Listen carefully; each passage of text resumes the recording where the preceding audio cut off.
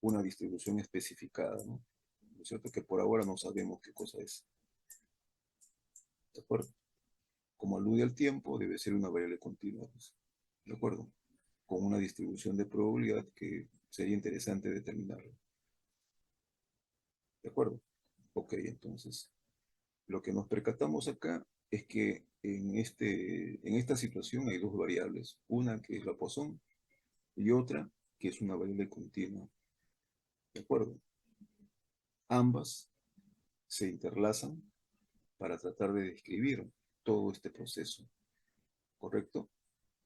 Por un lado, las llegadas de las personas, ¿correcto? Y por otro lado, el tiempo en que entre llegadas de una persona con respecto a otra.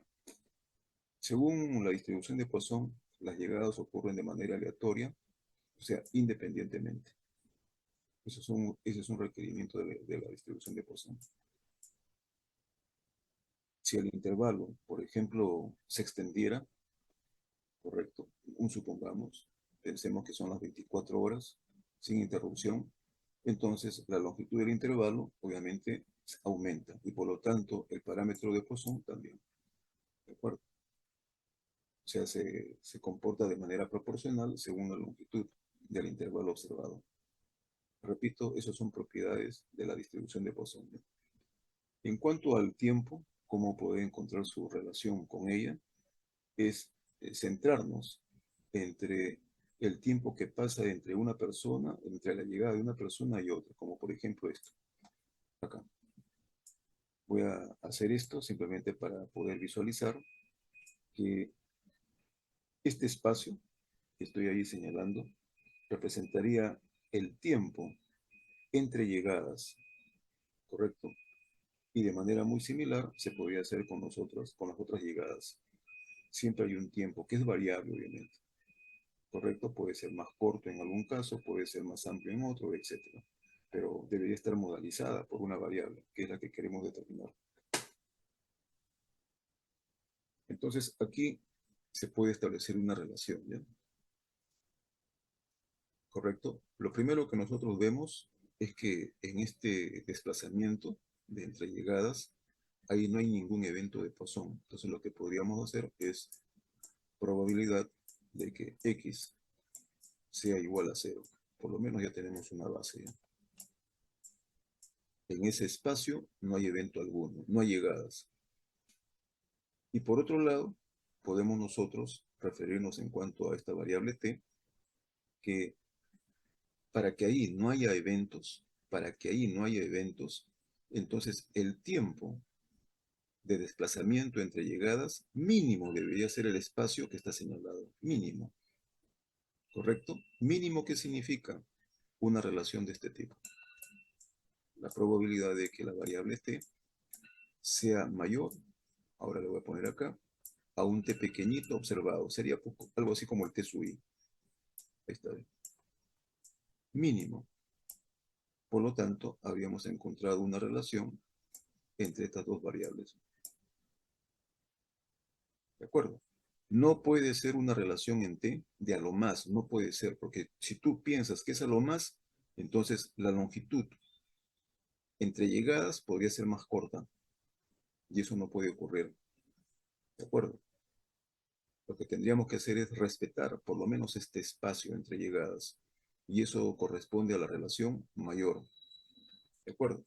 No vamos a pelear por el sentido de que si debe incluir a la igualdad o no. Es irrelevante eso. La variable es continua. Si quieres, puedes ponerle igual también. O mayor. No, es indiferente. ¿De acuerdo? Y esa es la manera en que tú relacionas a estas dos variables. A partir de acá, se puede deducir la distribución de probabilidad de la variable aleatoria t, como la que sigue a continuación. ¿Ya? Aquí. Yo me paso a esta parte. Aquí. Aquí está la relación, fíjate. Bueno, aquí el autor denota pues la variable aquí. Aquí hemos empleado X, aquí él ha puesto, por ejemplo, doble V, que lo asocia a la variable de Poisson. El X para este autor representa la variable T para nuestro caso, con eso no hay problema, y comienza a relacionar, ¿de acuerdo? Al encontrar una relación entre ellas, correcto, todo está en términos de una relación por lo menos, o también complementariamente si le damos vuelta, que sería lo más, ¿de acuerdo? Y entendemos que una relación de a lo más representa la distribución acumulada. Por lo tanto, entonces, como se puede ver, voy a borrar esto.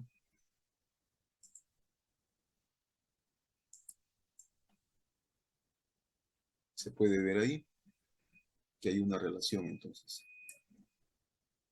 ¿Correcto? Acá pueden fijarse. Aquí está la relación que hay entre la variable tiempo, que sería aquí para el autor sería el X, y la distribución de Poisson, que complementariamente se puede expresar en esta fórmula. ¿Correcto? Ok. Entonces, de esa manera, al derivar la función acumulada, se obtiene la función de la distribución exponencial. ¿De acuerdo? Entonces, aquí, más que referirnos a esta relación, lo que hay que entender es cuál es el rol del papel de lambda acá, ¿correcto? Para poder manejar los problemas con los cuales vamos a lidiar. Si ustedes se fijan aquí, esta estructura, de función de probabilidad, sería pues la primera versión que tenemos aquí. Así tú le pongas beta, le pongas gamma, le pongas la letra griega que quieras, la estructura es la misma. Y por lo tanto, ese beta tiene un significado especial. ¿Qué cosa vendría a ser beta en esta estructura? Sería el parámetro de Poisson, ¿no? Y por lo tanto, la interpretación tienes que hacerlo en ese sentido, como el promedio de eventos de Poisson. ¿De acuerdo? Ok, ¿ya? Entonces, esa es la explicación de que por qué se utiliza esta estructura frente a esta otra alternativa, en el cual beta tiene otro significado. Como decíamos acá, beta representa aquí en esta versión, que sería para nosotros el promedio de la variable aleatoria. ¿De acuerdo? Ok, ¿ya? Ahí pueden ver ustedes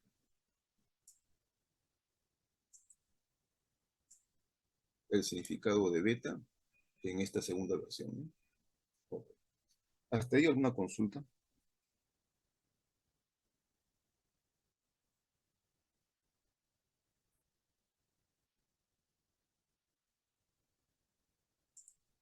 Todo claro, profesor. Todo claro, ya. A ver, voy a cerrar la asistencia. ¿Alguien más que haya llegado para poder registrarlo? Yo, profesor, buenos días. Buenos Dosa. días. Dosa, ya, a ver. Sí. Buenos Dosa días, profesor Alfaro también presente. Alfaro, ya, listo. Ok, ¿alguien más?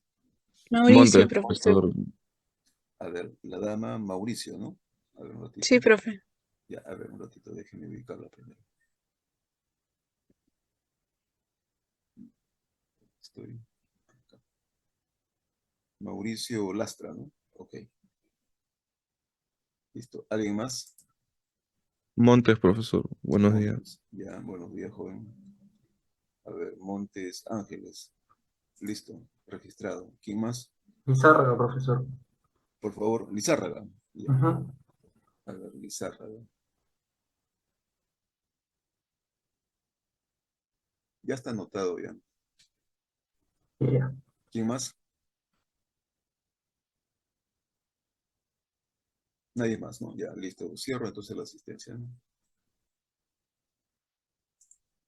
Listo.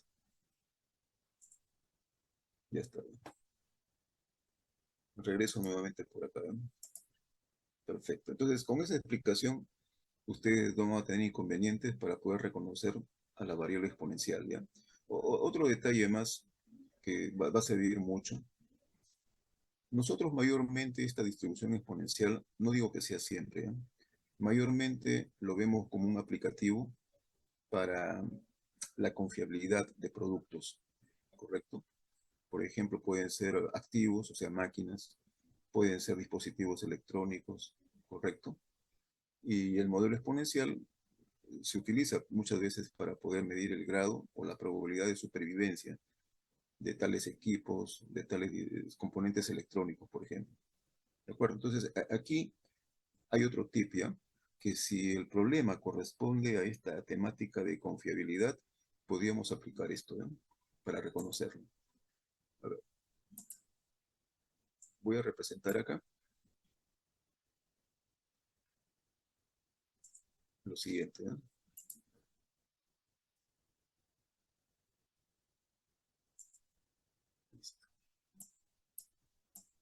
Fíjense, aquí está el tiempo, ¿no?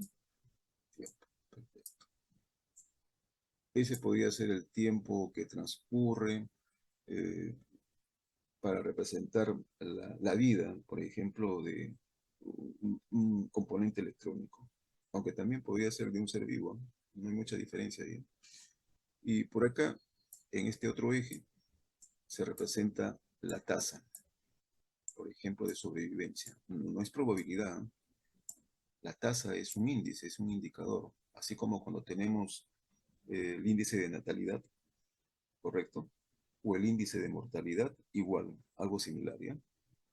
Correcto.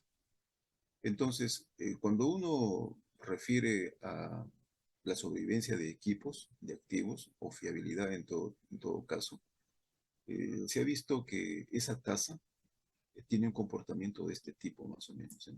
Así de, este es su comportamiento, acá sí.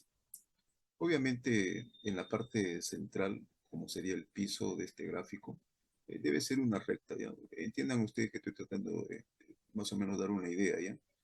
Eh, Utilizar el mouse para poder graficar, escribir, es un poco complicado, ¿ya?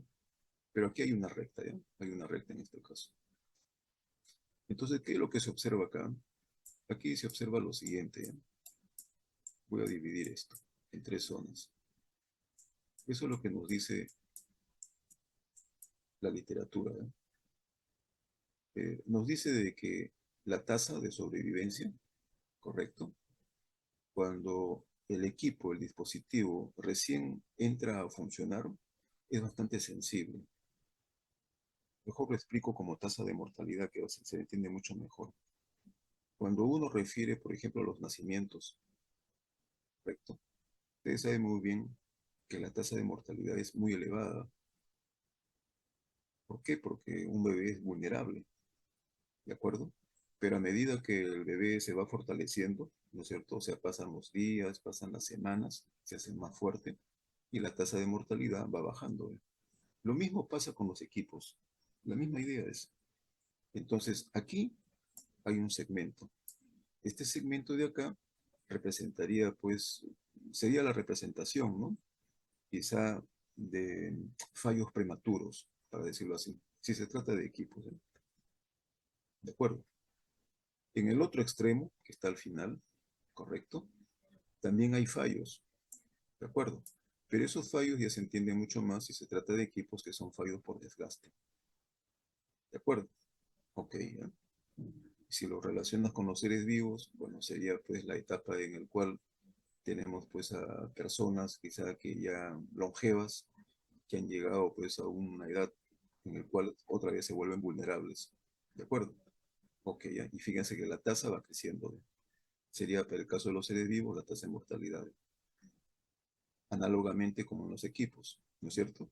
Si ya pasó su tiempo, obviamente están más susceptibles, ¿no? A fallar, ¿eh? Y la tasa se eleva, ¿no? Correcto. Aquí, ¿qué es lo que nos interesa? Esta parte de acá. Esta parte que estoy ahí trazando representa un periodo que se conoce como el periodo de vida útil. ¿De acuerdo? Entonces, los problemas, cuando quieren referirse a la distribución exponencial, no te dicen, claro, no te dicen que sea exponencial, pero hacen referencia a la tasa, a esto de acá.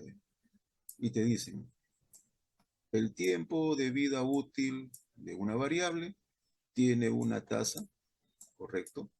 Constante de fallos. Y si se entiende constante, tú le puedes representar con un parámetro. Pues ahí está. ¿De acuerdo? Esa es una forma de reconocer a la distribución exponencial. ¿De acuerdo? Entonces, ya cuando tengas este tipo de problemas, puedes tú automáticamente, ¿no? Decir, ah, esta es la tasa constante. Ahora, claro, a continuación, lo que tú tendrías que ver es, bueno, Ya, este es un problema del exponencial y tengo que ver qué modelo es el que voy a usar. ¿Será este modelo o será la segunda versión? Eso ya tendrías que tú determinarlo. ¿De acuerdo? Ok, ya. Hay otros problemas que son recontra amigables. Te dicen que la tasa es constante para una variable de repente de durabilidad y encima todavía te dicen, ¿no?, que el tiempo promedio correcto de supervivencia es igual también a beta. Ah, ya te dijo todo, pues, correcto. Si ese fuera el caso, entonces estaríamos utilizando más bien la segunda versión. ¿De acuerdo? Ok, entonces ahí tienen ustedes los tips para reconocer el modelo, ¿no? Ok. En general, este modelo no necesariamente habría que relacionarlo siempre con el tiempo, ¿no? Repito que el tiempo es un caso particular, ¿ya? Tú puedes relacionarlo con cualquier otra variable métrica, ¿correcto? Pero una variable métrica que al final, para decir algo, de su medida, se enfrenta a un suceso, se enfrenta quizá a un evento, como podría ser la distancia, ¿no? De repente, si estamos manejando un auto, la distancia que se recorre hasta llegar, de repente quizá a un lugar en el cual ya no podemos desplazarnos. Entonces, sería pues la distancia recorrida hasta que sucede algo. Y podríamos modelizarla a través de esta distribución exponencial. ¿De acuerdo? Esos son los casos que se tiene con respecto a este modelo, ¿no? ¿Hasta ahí alguna consulta? Ok, todo claro. Entonces.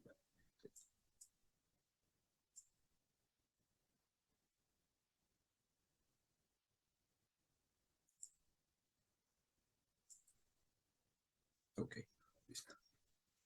Entonces ya tenemos ahí las dos versiones.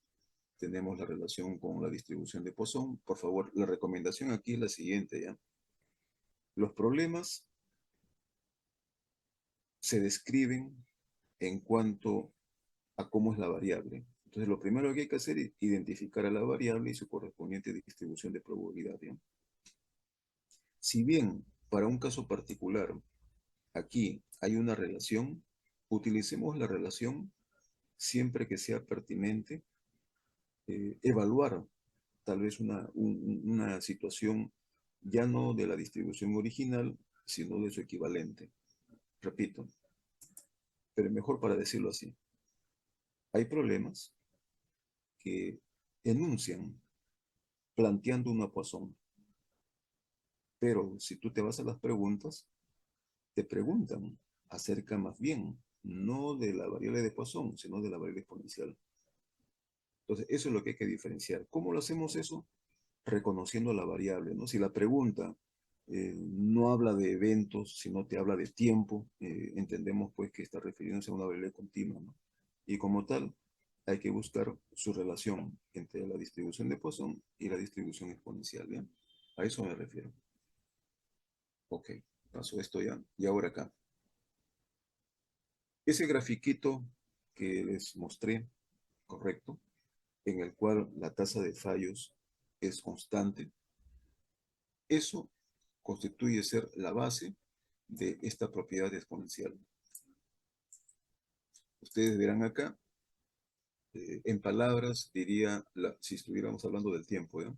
La probabilidad que la durabilidad, por ejemplo, de un producto sea mayor que S más T, momentos o tiempo, sabiendo de que el producto ha sobrevivido S unidades de tiempo, eso es igual a la probabilidad de que el producto sobreviva T unidades de tiempo. Lo que trata de decir esta propiedad es que esta parte que está aquí, que aparece como condición, no tiene nada que ver, no influye. ¿De acuerdo? Pero esto solamente es válido cuando tú haces referencia al periodo de vida útil. O sea, de manera implícita, lo digas o no lo digas, se entiende que esto solamente se cumple en dicho periodo. periodos que escapan al periodo de vida útil, o sea, ¿se acuerdan el grafiquito?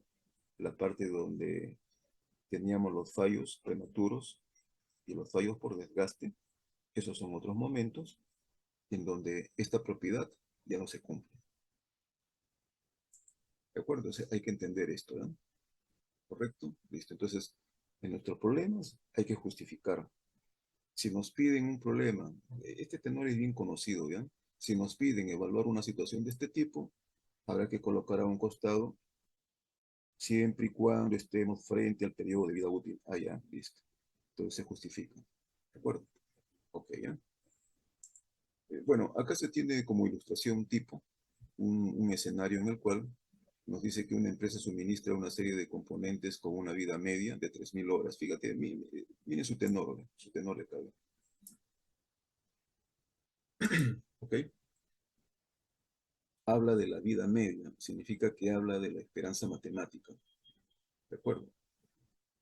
El riesgo de rotura de los mismos ofrece a lo largo del tiempo según esta función. Bueno, y nos dan ahí la función de probabilidad de un exponencial.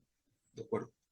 Entonces hay que entender que si esta es la función, bueno, lo ha dado, nos ha hablado del tiempo, fácilmente podríamos relacionar y tratar de determinar cuál es el valor de beta automáticamente, ¿ya? Por eso que aquí el problema dice, ¿no? A manera de ejercicio, obtén el valor de beta. ¿De acuerdo? La parte B nos piden calcular una probabilidad de que una componente se rompa antes de llevar 1.000 horas de funcionamiento. Correcto. Y en una parte C, si los componentes tienen una garantía de un mes, calcular la probabilidad de que una componente se rompa estando en garantía. ¿De acuerdo? Ok. Y luego, a continuación, en un lote de 50 componentes, pregunta cuántas se esperarían que se devuelvan estando en garantía. Perfecto. Son preguntas tipo, las más simples, por lo menos como para poder comenzar ya con esto. ¿De acuerdo? Aquí está pues, la resolución, ¿ya? Pueden ver ustedes ahí. No se olviden, siempre hay que especificar a la variable. Aquí el autor no lo ha indicado, pero no está de más decirlo. Variable aleatoria es el tiempo que transcurre, ¿de acuerdo? Hasta que de repente el equipo deje de funcionar. Como nos dan en la premisa la esperanza matemática y nos dan el modelo, automáticamente la esperanza matemática para ese modelo que se cita, se refiere, es 1 sobre beta. Y como tal, beta ya estaría determinado. Solamente para darle una explicación, ¿ya? Este beta, ¿qué cosa significa? ¿Qué significado tendría? Entonces, beta, para descartar, no puede representar el tiempo promedio. Su recíproco sí lo es, ¿correcto? Pero beta solito no. Beta solito tiene otra interpretación y como ya decíamos, su interpretación hay que hacerlo en base al parámetro de Poisson. ¿Correcto? Por favor, alguien que pueda participar. Entonces, ¿cuál sería su interpretación?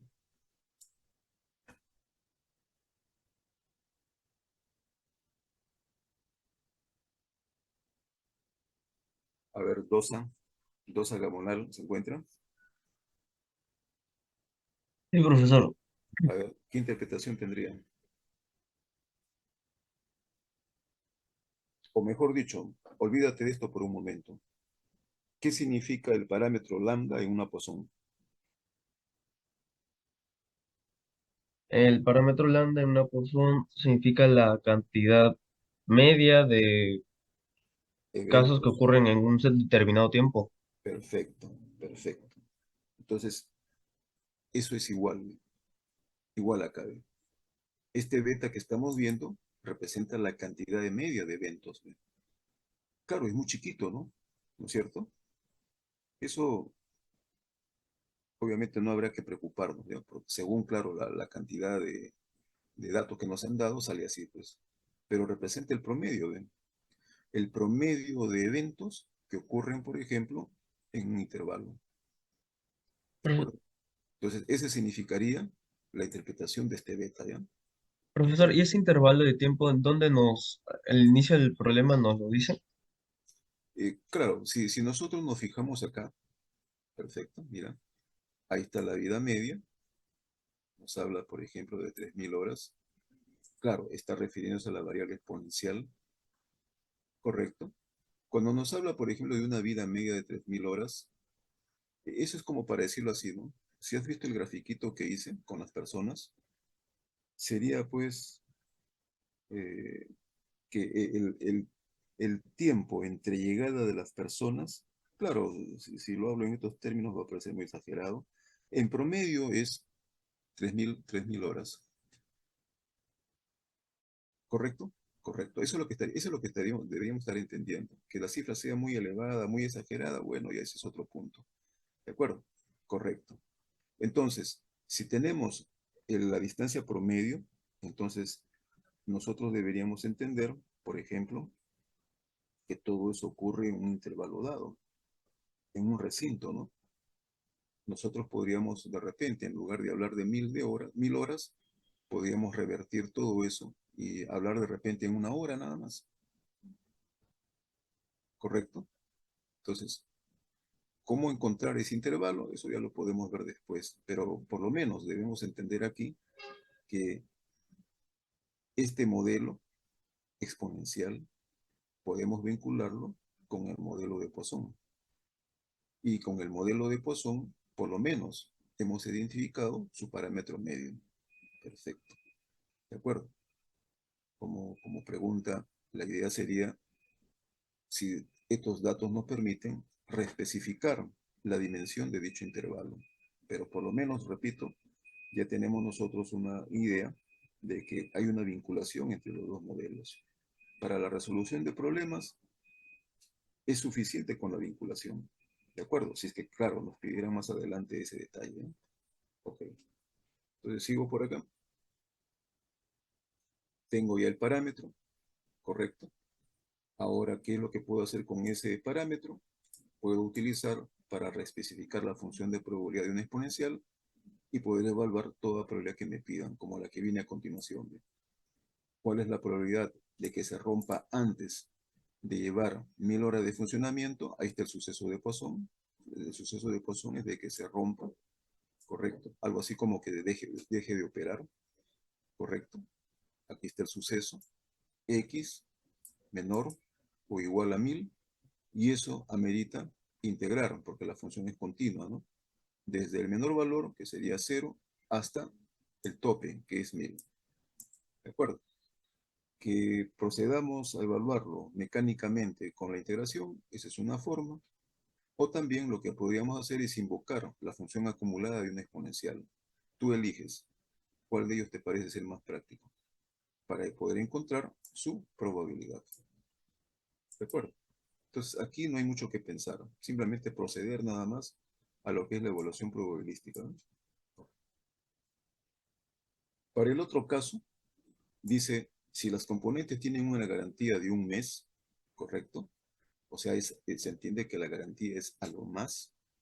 Nos piden calcular la probabilidad de que una componente se rompa estando en garantía. Significa la probabilidad de que la variable aleatoria X a lo más sea 720 horas, ¿no? Que corresponden a 1 mes.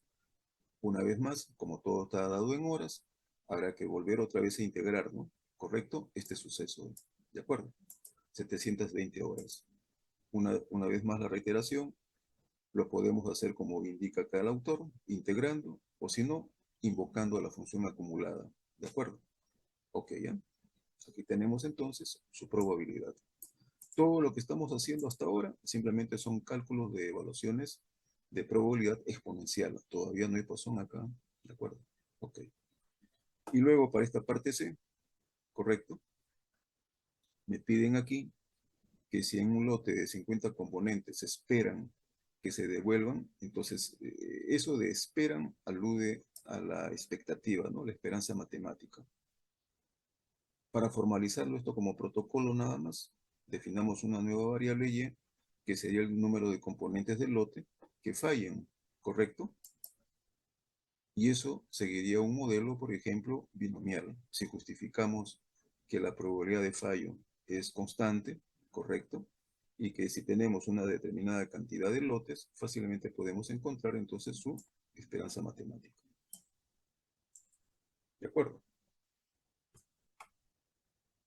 Ok, ¿ya? Entonces, hasta ahí, toda la aplicación que se tiene, por ejemplo, con el caso de una distribución exponencial. ¿De acuerdo? Ok, ¿ya? Luego acá, esto había sido también respondido ante una pregunta. Fíjense, estos modelitos, y no solamente estos, sino otros más, pueden ser factibles de aproximarlos a una distribución teórica como la distribución gaussiana, la distribución normal. Y entre propias distribuciones discretas también se pueden hacer aproximaciones, ¿ya? Esta es una tabla resumen, por lo menos de los modelos notables o más destacados. Aproximar, por ejemplo, distribuciones binomiales a una normal, o de repente a una Poisson, o una Poisson a una normal, o una hipergeométrica a una binomial, o una hipergeométrica a la normal, etcétera. Y aquí están sus requerimientos. ¿De acuerdo? Repito, no es que sean las únicas aproximaciones, ¿ya? Por lo menos esto es lo más usual. Y la elección de una aproximación o distribución límite o techo no es también de manera arbitraria. Me explico. Acá tienes una binomial que se aproxima a una normal. Acá tienes una binomial que se aproxima a una Poisson. La pregunta sería, bueno, ¿y con cuál de ellas la aproximo? ¿Correcto? Entonces, hay que ver hasta qué punto resulta ser viable, factible la aproximación. Primero comienzo diciendo esto, ¿ya? Si tú no tienes inconveniente en evaluar la probabilidad con la propia distribución original, te recomiendo que lo hagas. El resultado va a ser mucho más exacto, va a ser mucho más preciso. ¿De acuerdo? Si por A o B motivos el cálculo de la probabilidad original resulta ser de repente demasiado tedioso, nunca complicado, es tedioso más bien, podríamos estar pensando en una aproximación. ¿De acuerdo? Ok, ¿ya? Entonces, las aproximaciones, como ya lo he reiterado varias veces, emplean ese principio de beneficio y costo. Beneficio, la parte práctica, la parte parsimoniosa, la parte de sencillez es lo que maneja, y el costo más bien resulta ser en la imprecisión, en la inexactitud que tú puedas tener con el resultado hallado. Que si eso de repente no genera secuelas o consecuencias, bueno, a buena hora podrías haber hecho la aproximación.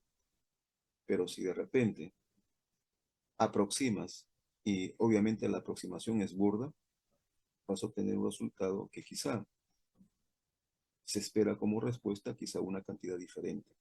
O quizá en otro caso te conduzca a una decisión contraria a la esperada. Entonces, esos son los riesgos que uno tiene a la hora de aproximar. ¿De acuerdo? Ok, entonces, todo esto también lo había mencionado.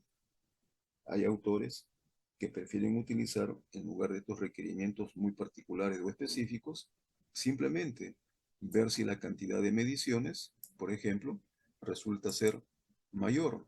A ver, resulta ser mayor que una cantidad, ¿ya? La cantidad que se ha propuesto por convención es que n sea mayor que 30. Esto lo dicen todos los textos, ¿de acuerdo? Pero repito, esto es simplemente como un punto de quiebre, ¿ya? No por el hecho de que tu problema tenga 31 mediciones y tú digas, bacán, ya listo, lo aproximo mejor. Si tú te tomas la molestia en calcular la probabilidad con la distribución original y luego calcular la probabilidad con la distribución techo o límite, te vas a dar cuenta que a veces va a haber una gran diferencia. Y no solamente de milésimas, 10 milésimas o centésimas, hasta de décimas, ¿correcto? Y eso podría tal vez cambiar, ¿correcto? La decisión que uno espera, ¿ok? Entonces, este n debería ser mucho más grande. Ya la experiencia te va a decir más o menos cuánto, ¿no? Compara nada más resultados de una distribución original frente a una distribución modificada y comienza a darle más datos, más mediciones. Y ahí te vas a dar cuenta hasta qué cantidad de datos necesitas para que salga igual que la distribución original. Y a veces la cantidad es enorme. Ok. Voy a pasar esto. Ok. Fíjense, esta parte de sumas de variables aleatorias, que está muy bien desarrollado en la literatura, acá lo presentamos como algo pequeño nada más, es de bastante interés, ¿ya? Hay escenarios en los cuales, como el que se cita acá, si ustedes ven, el concepto de suma a veces está metido dentro del enunciado del problema. Aparentemente no se ve o no lo menciona, ¿ya? Pero recordemos, solamente una cuestión teórica, ¿ya? Cuando tú tienes una variable binomial, la variable binomial se entiende como una suma de variables de Bernoulli, ¿correcto? Entonces ahí tenemos una idea. Igual, si tienes una geométrica y de repente estás en el mismo proceso una y otra vez, podríamos interpretarlo como una suma de variables geométricas, la que me produciría como consecuencia una variable binomial negativa. ¿De acuerdo? Ok, ¿ya? Cuando la cantidad a veces resulta ser enorme, es ahí donde surgen limitaciones en cuanto a la utilidad que nos pueda brindar la función de probabilidad. A veces resulta, como repito, demasiado tedioso, ¿ya? Como el ejemplo que se cita, ¿ya? Se tiene 200 preguntas, cada una de ellas con 4 respuestas posibles, y de ellas se indica que una es la correcta. Pregunta cuál es la probabilidad de que por simple conjetura, o sea, aleatoriamente, el alumno obtenga entre 25 y 30 respuestas correctas para 80 de las 200 preguntas. ¿Ok? Ok. Entonces, ya se ha recomendado N veces, hay que definir la variable, como lo hace aquí el autor, ¿ya? Pueden ver ahí, se tiene la variable,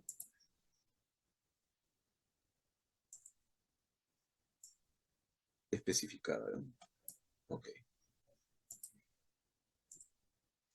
Es una variable binomial, ¿de acuerdo? Por ejemplo, aquí, sin recurrir a la tabla anterior, que es esta, uno podría solamente observar este detalle, ¿ya? Por favor, son criterios, ¿ya? Aquí el criterio está en que el n que aparece aquí, que es el número de ensayos, es un n mayor que 30. Lo que me faculta, desde esa perspectiva, a partir de este criterio, que podamos aproximar el modelo binomial a la distribución normal. Lo puedes verificar utilizando también la tabla, ¿correcto? Entonces, este es un criterio. Podemos valernos de otros más, ¿sí? Como indica acá. ¿De acuerdo? Ok.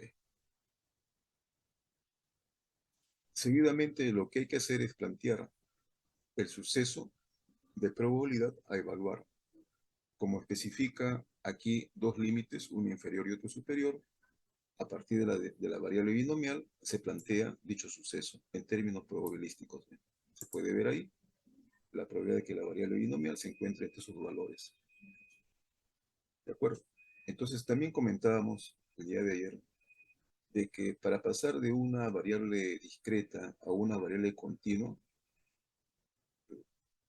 las probabilidades continuas se entienden como probabilidades de vecindad, ¿correcto? Y como probabilidad de vecindad hay que hacer un ajuste, aplicar un factor de corrección, se llama factor de corrección por continuidad, que consiste en sumarle un medio en el límite superior y quitarle un medio en el límite inferior, como se indica a continuación. Ahí está. ¿Correcto? Correcto. Así hayamos tenido acá, así hayamos tenido aquí la probabilidad de un valor exacto. A ese valor le sumas y a ese mismo valor le quitas. Y ya puedes expresarlo en términos de vecindad. ¿De acuerdo? Ok. Finalmente, entonces, habiendo hecho la corrección, la variable x está adoptando ya una performance de una variable normal y como tal, tenemos nosotros que manejar su expectativa media y su desviación estándar. ¿Correcto? Entonces, pueden ver aquí está en forma ya resumida lo que ha hecho el autor, ha tipificado, ha estandarizado. Seguidamente ha aplicado propiedades de distribución acumulada para obtener sus probabilidades. La diferencia justamente es la probabilidad que me están pidiendo. Listo. Correcto, ¿eh? ¿Y qué pasaría si es que no hubiéramos procedido de esta forma? Claro que este resultado no es un resultado exacto, ¿eh? Hubiéramos tenido que insistir en la probabilidad binomial, como la que aparece acá, ¿no? Este de acá. Entonces, yo les pregunto, por favor, participen. ¿Cuántas probabilidades exactas habría tenido que encontrar aquí? ¿Cuántas probabilidades exactas?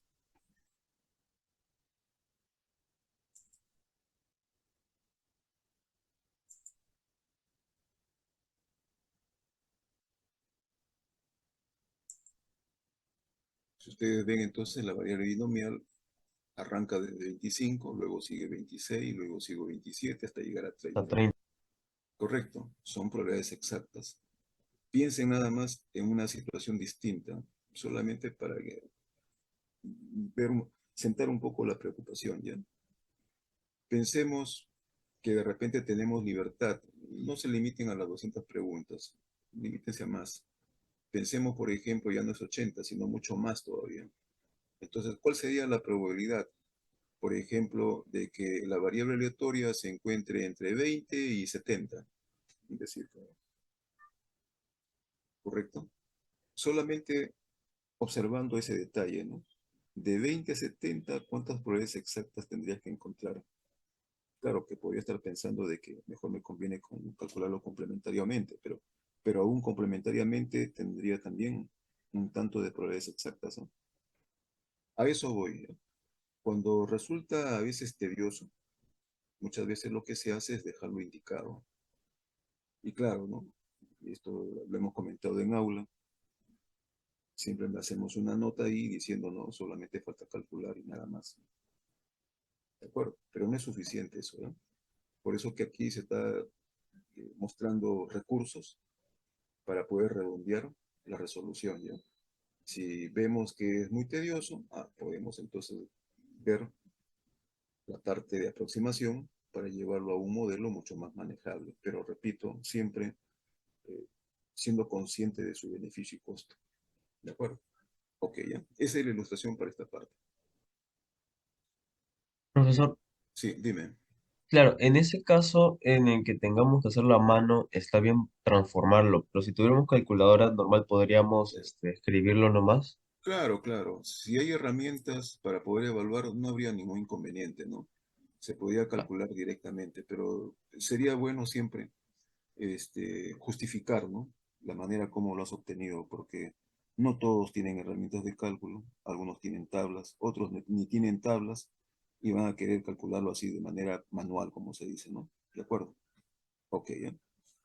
ok, profesor, muchas Listo, gracias. ¿ya? Ahora aquí, ¿ya? Este teorema es una herramienta imprescindible, ¿ya?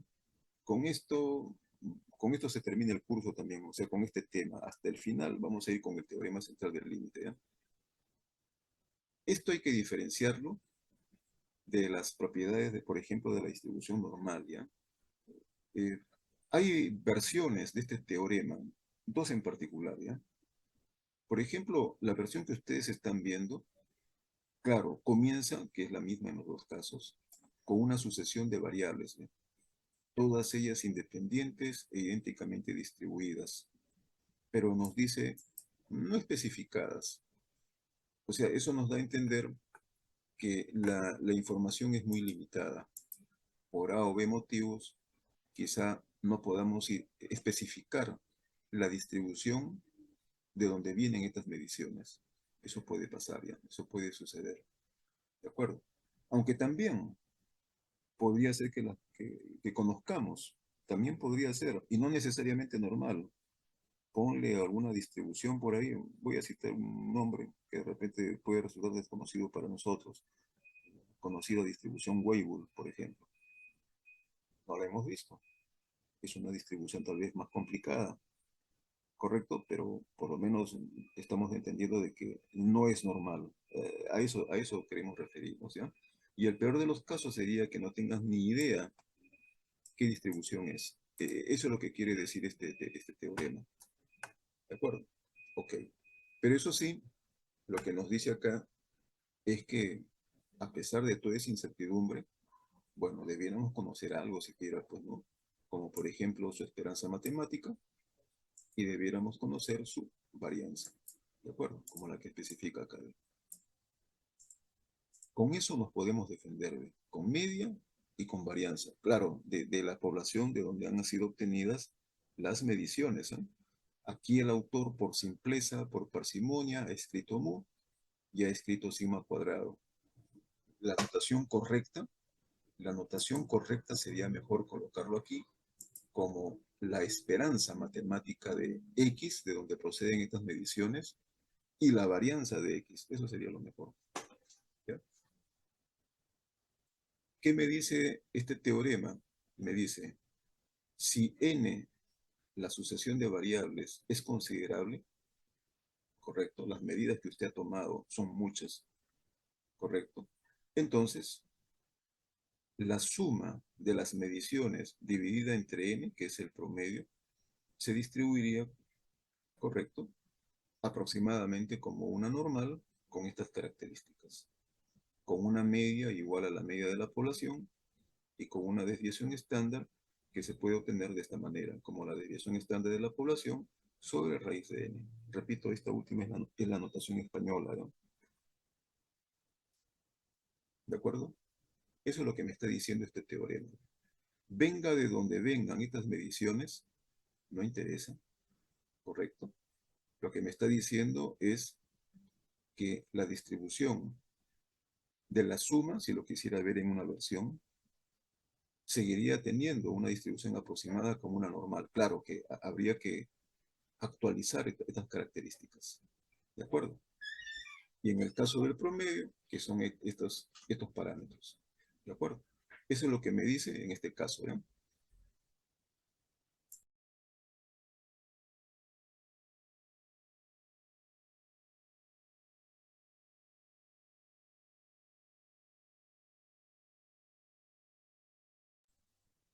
Ok.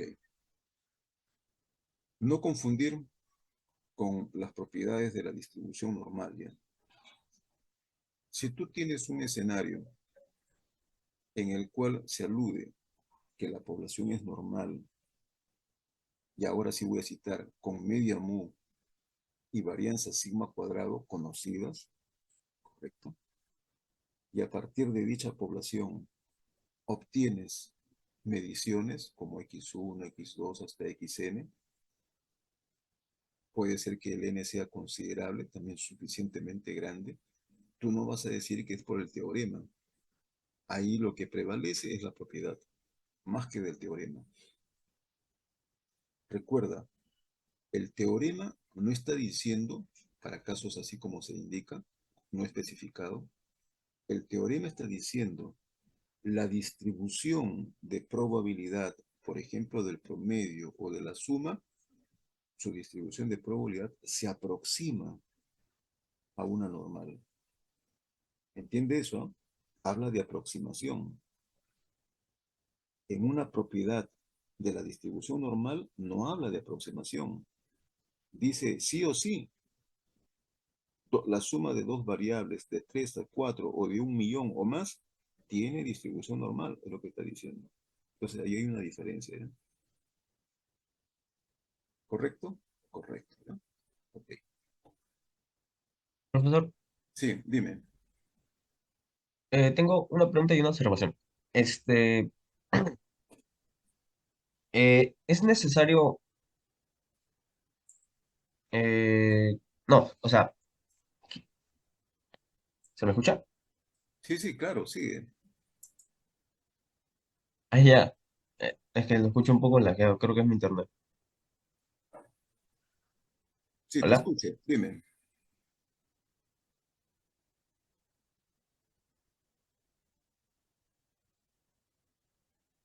A ver, ¿alguien escucha a su compañero? ¿Hola? Ya. ¿Eso me escucha? A ver, ahora sí. Ya. Quería preguntar si existe un tamaño mínimo, o sea, porque en este simplemente me pone N, ¿no? O sea, N puede ser desde 2 hasta una cantidad muy grande, ¿hay un límite o es mínimo? ¿O hay un mínimo? A ver, acá hace referencia a un n suficientemente grande. Ok. Una vez más, me voy a la literatura.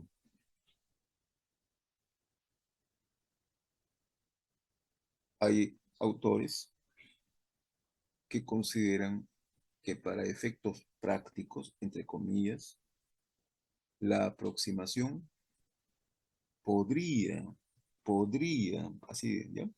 No lo dicen expresamente, yo estoy señalando eso. Podría ser satisfactoria con un n, una vez más, mayor que 30. Pero repito, creo que dice ya, he hecho el comentario. Tú podrías aprobar el curso con 10. Felicitaciones. O podrías aprobar el curso con 20. Perfecto. ¿Correcto? Pero si nos pusiéramos a discutir qué diferencia hay entre 10 y 20, el tema sería amplio, ¿no es cierto? Un estudiante que saque 20, obviamente tiene más competencias, se entiende que conoce más, maneja mejor los criterios, tiene más habilidad, más capacidad, más destreza, ¿no es cierto? Que uno que haya sacado 10. Igual es acá, ¿ya? Si tú te refieres al punto de quiebre, que es 30, tú dices, bueno, en mi problema yo tengo 31, pues. En mi problema, mira, yo tengo 29, ¿ve? Voy a poner este caso también. Pero 29 está cerca de 30, ¿ve? Y 31 un poquito por encima de él, ¿ve? ¿No es cierto? Claro. Si nosotros nos apoyamos en este punto de quiebre, simplemente tratando de ver si lo supera y nada más, correcto, uno podría dar por sentado la aproximación de. Pero preguntémonos, ¿los resultados que obtengamos serán precisos, exactos? Y ahí No. viene, ahí, claro, ahí viene la discusión. ¿Te das cuenta? Ahí viene el tema. No siempre los resultados son exactos. Así como las habilidades, el conocimiento y la capacidad de un estudiante que haya aprobado, pues, con 9,9 y el profe, pues, ante la súplica, en su reclamo, profe, me falta un puntito, ya, llévate tu puntito, pues, listo, ya aprobó ya. ¿Correcto? Correcto. Entonces, eso es lo que hay que entender, jóvenes, ¿ya? Por eso que acá habla de un N muy grande para que haya más fidelidad en la distribución de esta función al hablar de distribución normal. Eso es lo que hay que entender. ¿De acuerdo? Ok, ya. Listo. Entonces, aquí el problemita, que es un ejemplo tipo, se puede ver que está aludiendo ahora, en el fondo, a suma de variables aleatorias, como pueden ver, ¿no? Dos, a un servicio. ¿Puedes leer el enunciado? Sí, profesor. A ver. Eh, un oleoducto se forma uniendo tuberías cuya longitud varía aleatoriamente según una distribución de media 10 metros y varianza 1 metro cuadrado. Calcula la probabilidad de que uniendo 100 tuberías de manera independiente se complete un recorrido superior a 1025 metros. Ujú. Perfecto, gracias. Perfecto, ¿no? Entonces, les doy un tip acá, ¿ya? Un alcance, ¿vale? Para que se vea mejor ahí. Cuando ustedes vean problemitas donde ya se mencione por un lado, a ver, ¿cómo hacemos acá? Se mencione por un lado, por ejemplo, estas cifras, esta cantidad de mediciones, no digo que lo sea, por favor, estoy tratando de utilizar, como se dice, señales. Hay señales, ¿de acuerdo? Como se dice por ahí, ¿no? No diré nada, pero habrá señales, ¿ya? Aquí ya hay una señal, está hablando de un número grande. Entonces, eso me debe poner en alerta. Entonces, mi primera cuestión será, este debe ser un problema. De repente, digo, posible, de teorema central del límite. A ver, voy a tratar de rescatar otra señal por ahí. ¿De acuerdo? ¿Qué me da aquí el problema? Me da características resumidas. ¿Bien?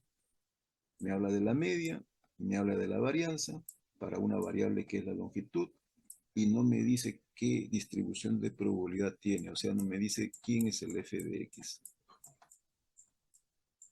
¿De acuerdo? Ni siquiera lo puedo deducir. Listo. Esa es otra señal más. ¿Ve? Entonces, la idea está madurando. Este parece ser un problema de teorema central del límite. ¿De acuerdo? Ahora, ¿qué es lo que me pide? Calcular la probabilidad de que uniendo 100 tuberías de manera independiente, perfecto. Esto de acá, independencia, cuadra con lo que es la sucesión, ¿ve? La sucesión aquí, aquí, aquí, de variables independientes. ¿De acuerdo? Muy bien. ¿Cuál es la probabilidad entonces de que esas 100 tuberías uniéndolas complete un recorrido superior a 1025 metros? Cuando nos habla de unión, entonces, ¿qué es lo que está haciendo? Está tratando de expresar suma de variables aleatorias. Y la suma la podemos encontrar aquí, ¿no? Aquí, aquí, en el numerador. ¿Ve? Ahora, si tú quieres, puedes trabajarlo como suma directamente, por eso decía que hay dos versiones, o como esta, la que se presenta en la lámina, expresarlo como promedio. Tú eliges cuál te parece más fácil o más práctico. Entonces, ahí están los tips, ¿ya? Entonces, correspondería a un caso aquí de teorema central del límite. Entonces, no olvidar, ¿ya? Cuando tengas problemas así, justifica por ahí y pones bien grande y dices, este es un problema de teorema central del límite. Listo. Suficiente. 3 letras que no te van a costar ni te van a quitar mucho tiempo. ¿De acuerdo? Ok, ya. Listo. Profesor, Sí, dime. el teorema central del límite se parece mucho que en la misma lámina incluso, más arriba. Podría Sí, decir que es lo mismo que el teorema promedio de normales, se ¿no? parece, pero no son iguales. Se parece bastante. ¿De acuerdo? ¿Ya? Eso es un buen detalle, es un buen detalle. Pero aquí la justificación para ir de este lado a este otro es que tengas un n grande. ¿Correcto? En el comentario que has hecho, ese paso justificatorio no necesariamente es el n grande. En ese paso, el elemento justificatorio sería este, mira, voy a decirlo así, ¿ya? Por favor, ¿ya? Por favor, entiendan, voy a hacer una modificación acá, ¿ya? Este enunciado, ¿ve? Este mismo enunciado, ¿ya? Lo voy a hacer así. Eh, en lugar de 100 tuberías, voy a decir solamente 10. ¿Ya? ¿Entiende eso? Y ahora voy a decir que la longitud se distribuye como una normal, con la característica media igual a 10 y varianza igual a 1 metro cuadrado. Ya cambié, mira, ya cambié el tenor. Ahora te pregunto, ¿cuál sería la distribución del promedio? ¿Qué distribución tendría? Normal.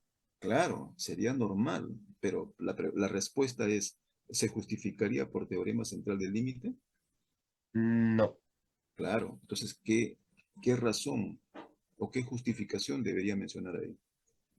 La distribución y la cantidad del n. Pero ¿cómo se llama eso? Una vez más, la población, aquí mejor, aquí para que se entienda esto bien. La población es normal, ¿ve? Aquí está, ¿ve? ¿Ya? Voy a obtener mediciones. Solamente llega hasta 10, ¿ve? Hasta 10. Entonces, si yo representara esas mediciones como x1, x2, hasta x10, cada una de esas mediciones, ¿qué distribución tendría? ¿Qué Normal. distribución? Perfecto. Eso son las propiedades de la distribución normal. ¿Se dan cuenta? Entonces, la distribución de la media, sea una normal, tú pones a un costado, eso es por propiedades de la distribución normal. Nada, no tiene nada que ver el teorema central del límite. ¿Te das cuenta? Claro, la idea parece ser la misma, ¿no? Pero, ojo, fundamentos distintos, ¿no? Diferentes. Bien, ¿hasta ahí todo claro?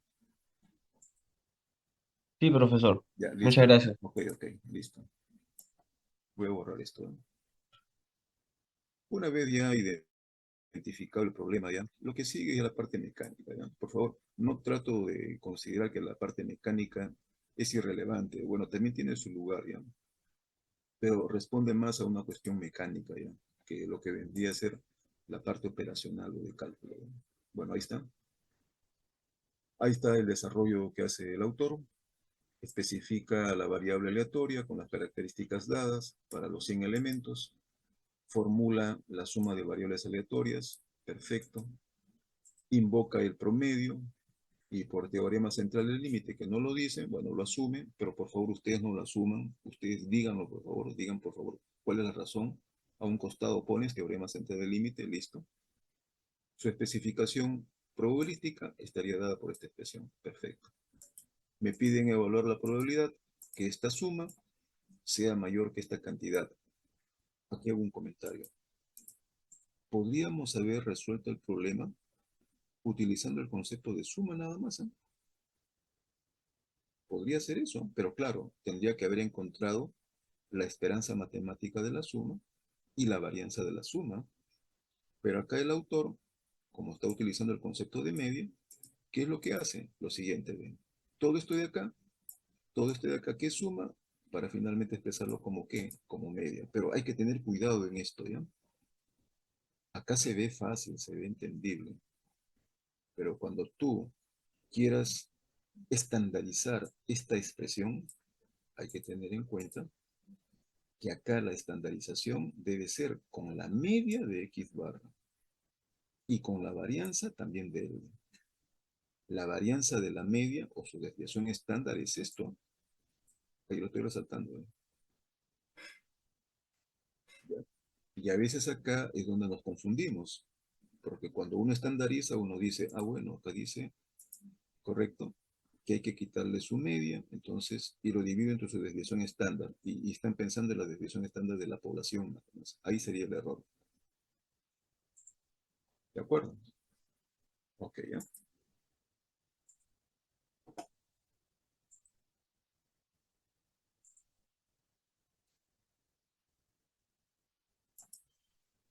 Perfecto, ya. Todo lo que sigue ya es la parte, repito, de estandarización, ya, que se supone ya conocemos. Finalmente, la prueba pedida es lo que aparece aquí al final, ya. Siempre llegando a la probabilidad, ya. Hay que evaluar justo lo que nos piden acá, ¿no? Listo. Muy bien. Veamos ahora el caso de esta distribución especial, ¿ya? Que es la distribución gamma. Es una extensión del modelo exponencial. Se puede entender a la distribución gamma como una suma de variables exponenciales. Entonces, la propiedad aditiva que comentábamos resulta ser transversal para algunas distribuciones. Para el caso de la distribución exponencial, no. Porque si tú sumas varias exponenciales, no te va a salir otra exponencial. Te va a salir una nueva distribución. Repito que es la distribución gamma, ¿ya? Para hacerlo entendible, por lo menos para el contexto en que nosotros estamos, si hablamos de confiabilidad, como lo hicimos en el caso exponencial, podríamos nosotros hacer simplemente una extensión. Supongamos que X represente el tiempo, la durabilidad o el tiempo que transcurre. En el caso del exponencial, decíamos, es el tiempo que pasa hasta que ocurre un evento dado, ¿no es cierto? Si se trata de un dispositivo electrónico, tiempo que pasa hasta que deje de funcionar. ¿De acuerdo? En el caso de una exponencial, cita un evento como punto límite o en el cual el proceso se detiene. En el caso de una distribución gamma, no. Hay más oportunidades. En lugar de defecto, bueno, algunos autores emplean la palabra defecto, pero otras prefieren referirse a fallos. Fallos no significa que una unidad deje de funcionar. Una unidad podría seguir funcionando a pesar de que tenga fallos, ¿no es cierto? Ok, ¿ya? Entonces, eso es lo que hay que entender aquí, que tienes la oportunidad de poder observar quizá más de un fallo, fíjate. Y claro, quizá evaluar la probabilidad de que un equipo dure y deje de funcionar en el quinto fallo, pues, o de repente en el cuarto, etcétera. ¿De acuerdo? Entonces, hay que ver a la distribución gamma de ese punto de vista. Repito, eso es para hacerlo entendible, ¿ya?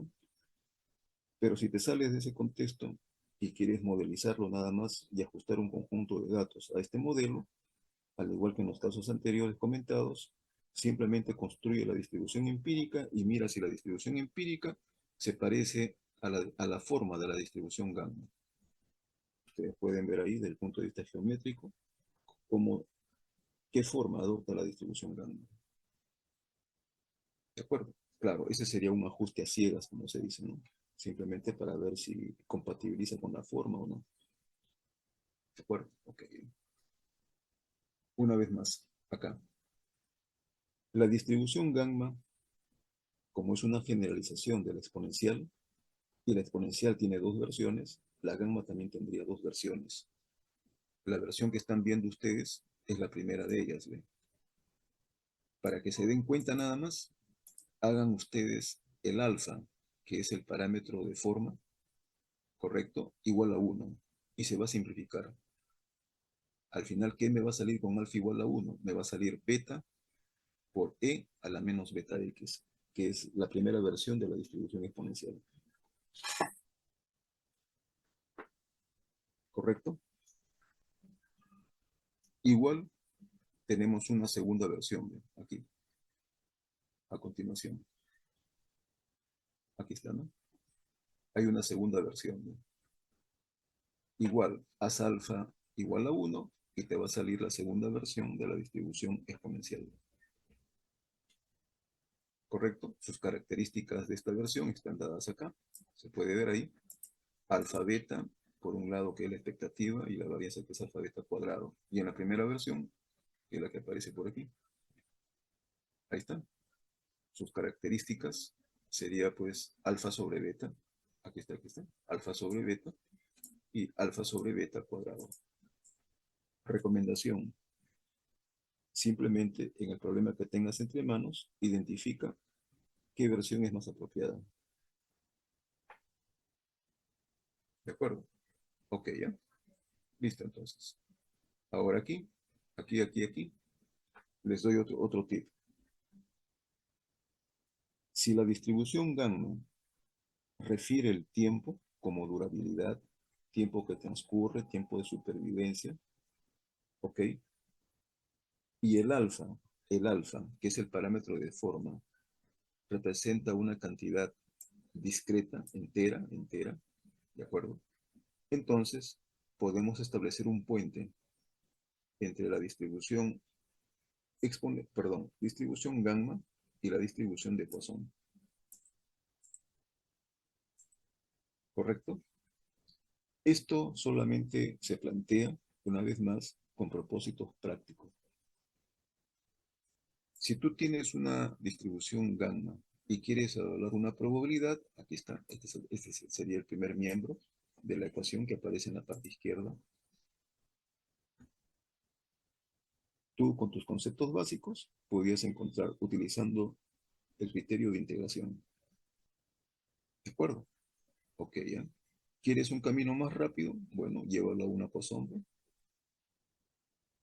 modificada, ¿no? Fíjate aquí, esta es la tasa media. La tasa media es beta t. El t pequeño, el t minúscula, es el t que aparece en la probabilidad gamma. ¿de acuerdo? Y el beta, que es el parámetro de la distribución gamma. Ahí está. Correcto. Esa tasa media, si quieres, lo puedes utilizar para hacer un cálculo manual, o en todo caso, de repente, con eso podría ser suficiente para ir a la tabla de la distribución de Poisson y hacer la lectura de la probabilidad mucho más directa. Entonces, este es un camino, ¿ya? Repito, siempre que alfa sea un entero. Si alfa no es un entero, caballero nomás, hay que recurrir a la integración. ¿Ya? Ok. Acá hay una propiedad enunciada como un teorema, ¿ya? Si tienes una sucesión de variables aleatorias, todas ellas independientes, correcto, con distribución gamma, de parámetros alfa y parámetro de escala común, que es igual a beta, entonces la suma de todas estas variables tendría otra distribución gamma. Entonces, propiedad aditiva, ¿no? Más o menos, ¿no? Por lo menos por la forma, ¿no?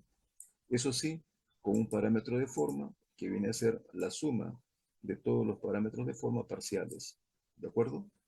Perfecto. Y parámetro de escala que sigue siendo el mismo, beta.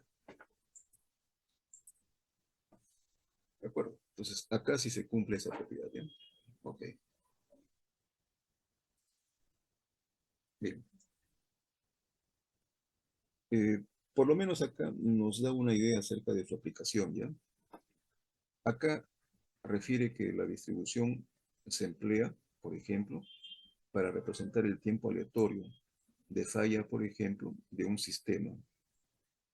Como ya habíamos comentado, esta es una distribución muy preferida, o sea, muy utilizada en el campo de la confiabilidad. ¿De acuerdo? Y si lo vemos desde este punto de vista, observen este otro detalle. Dice que el sistema falla solo si de manera exacta los componentes fallan. ¿De acuerdo? Y la falla de cada componente ocurre a una frecuencia constante, lambda igual a 1 sobre beta. Fíjense en esta palabrita de frecuencia constante. Esa es una tasa. ¿Ve? Esa es la tasa característica de una distribución exponencial. ¿Ve? Es el lambda, ¿ve? El lambda acá, ¿ve? Que lo podemos relacionar también con el beta, ¿ve? 1 sobre beta. ¿Ve? Este último reconoce a la tasa de fallos, ¿ya? Perfecto. Está aludiendo en cierto modo, en esta parte nada más, está aludiendo a lo que sería la distribución exponencial. Pero ¿dónde se modifica ello? Cuando hace referencia que el sistema falla solo si de manera exacta los componentes fallan. Ya no solamente es una componente, sino son varios. Por lo tanto, de la distribución exponencial salta ahora a la distribución gamma. ¿De acuerdo? Problemas, varios de ellos se van justamente a plantillar de esta forma. Van a hacer referencia a este tenor. ¿De acuerdo? Ok. Aquí hay una ilustración. ¿No?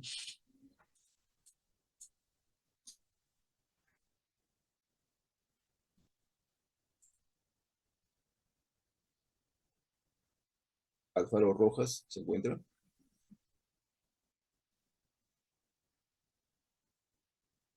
Alfaro se fue, se retiró.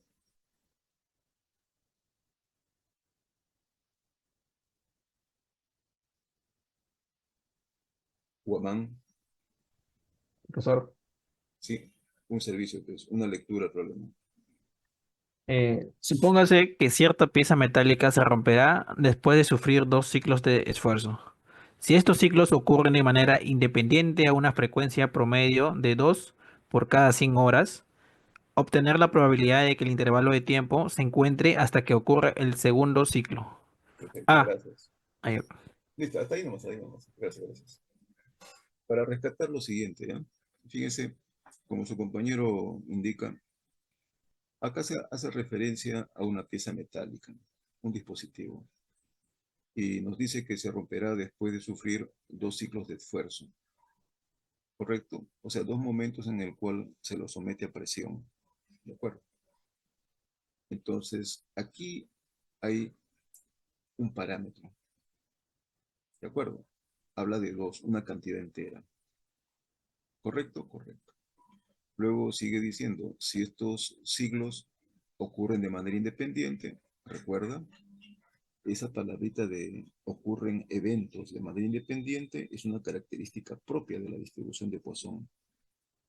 ¿Cierto? Cierto. Entonces, estos dos podríamos estar ya dándole forma que son como eventos de Poisson. ¿De acuerdo? Ok. A una frecuencia promedio de 2 por cada 100 horas. ¿De acuerdo?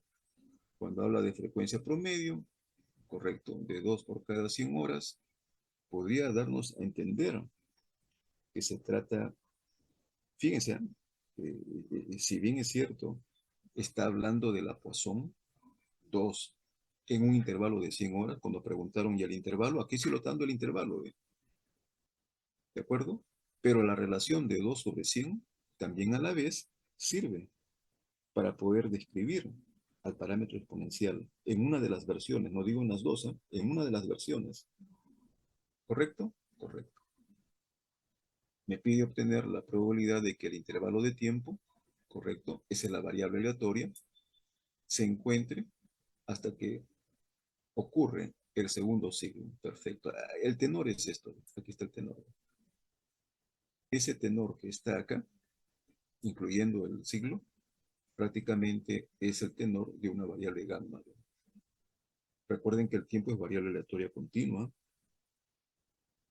Tiempo que pasa, que transcurre, hasta que ocurre un segundo evento de Poisson, es la característica, la descripción de una variable tipo gamma. ¿De acuerdo? Los otros datos que aparecen arriba, entonces 2 podría ser para nosotros el alfa. Correcto. Y el beta seguramente que lo podríamos deducir a partir de acá. Aquí debe estar metido el beta. Ahí. ¿De acuerdo? Y este intervalo de tiempo, que es la variable aleatoria x, que se distribuye como una gamma, con los parámetros que se indican, alfa, beta. Ahí está. Correcto, ¿ya? Perfecto, entonces.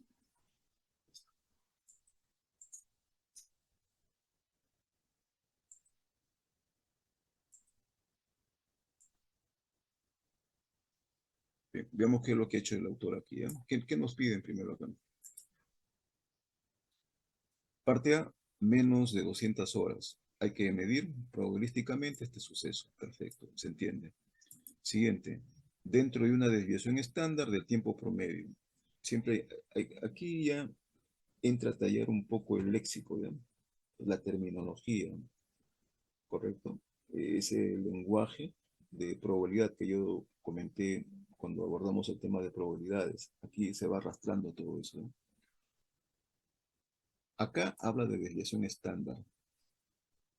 Por otro lado, habla del tiempo promedio. Entonces, el tiempo promedio aquí en variables aleatorias es la esperanza matemática. Y la desviación estándar como tal, igual. La desviación estándar de una variable aleatoria. Listo. Entonces, eso que esté dentro de una desviación estándar, habrá que ver cómo la manejamos. ¿De acuerdo? ¿Ok? Ok. Significa que el tiempo promedio va a ser el punto central y la desviación que va a estar girando, ¿no? Alrededor de ella. Puede ser a la izquierda, puede ser a la derecha, y ya veremos cómo lo formulamos. ¿De acuerdo? Ok. Y en la parte C, a más de 2 desviaciones estándar por encima de la media, una vez más el promedio, pero ya no está diciendo que hay solamente una intención de mirar, de medir uno de sus lados. ¿Correcto? Por encima, dice. Ya no dice por debajo, ¿no? Como podría haberse entendido en la pregunta anterior, o sea, en esta. ¿De acuerdo? Ok. Bien, ¿qué es lo que hace el autor acá? Solución. Variable aleatoria que represente el lapso que transcurre hasta que la pieza sufre su segundo ciclo de esfuerzo. Perfecto. ¿De acuerdo? Listo. La frecuencia, aquí está, el lambda, desde el punto de vista de Poisson, correcto. ¿Cuánto sale eso? Sale 1 sobre 50.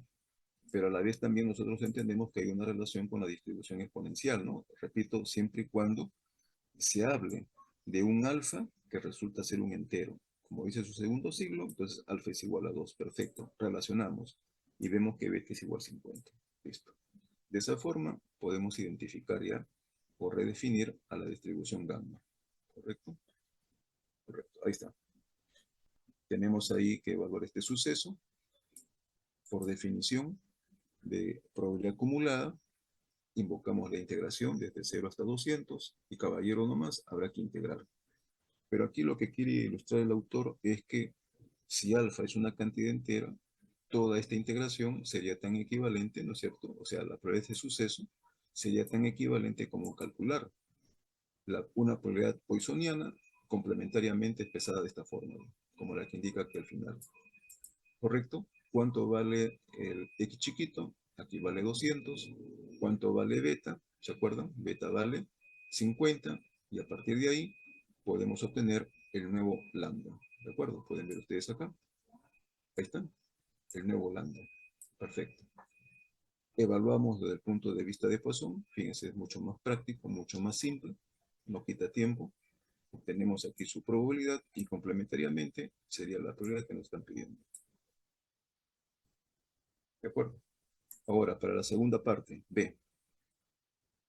Como nos hace referencia a la media, la desviación estándar, entendemos que primero tenemos que definir, ¿no? Cuánto es la media y cuánto es la desviación estándar.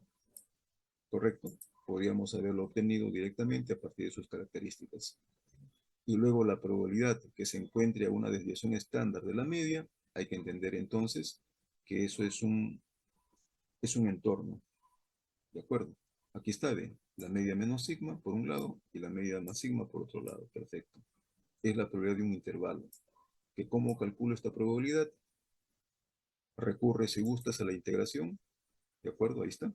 Los límites. Correcto. Sería f de b menos el f de a. O también de manera equivalente, utilizando su relación con la distribución de Poisson, que es lo que hace el autor acá.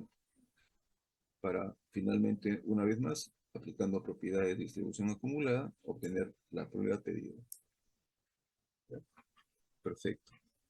Y por último, para la parte, por ejemplo, C, en el cual solamente se quería medir en un solo lado, por encima, X mayor que la media más dos desviaciones estándar. ¿De acuerdo?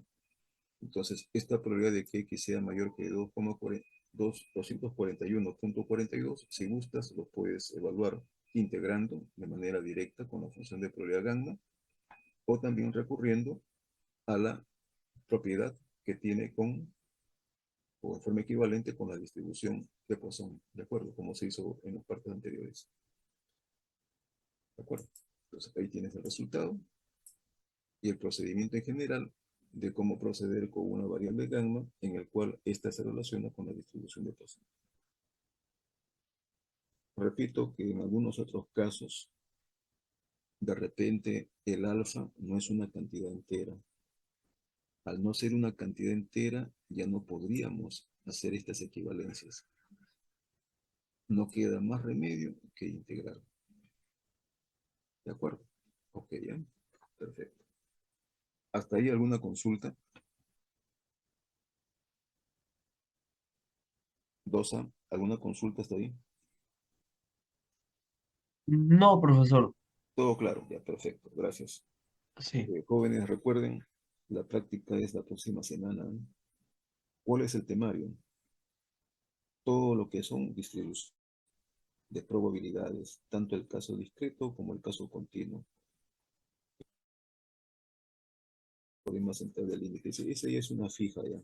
Seguramente que hay un problemita por ahí de sumas de variables aleatorias, ¿no? Otro detalle más.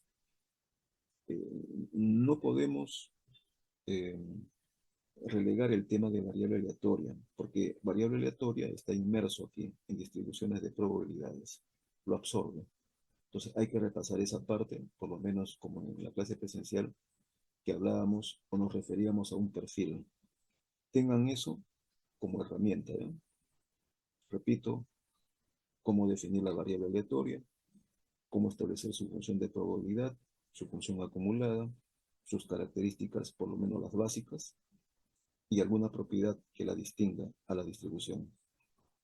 Con eso, tienes las herramientas como para poder modelizar algún problema el cual requiera la aplicación de alguna distribución de probabilidad, ¿no? Ese es el mensaje, jóvenes. Si no hay pregunta alguna, hasta ahí lo dejamos, ¿no? ¿Ya? Gracias, jóvenes. Nos estamos viendo. Que tengan buen día. Buen día. Profesor, dijo hasta todo distribuciones, ¿no? Continuas y Así es, discretas y así es. continuas hasta este gamma. Así es, ¿ya? Ok. Y a chi cuadrado no hemos llegado.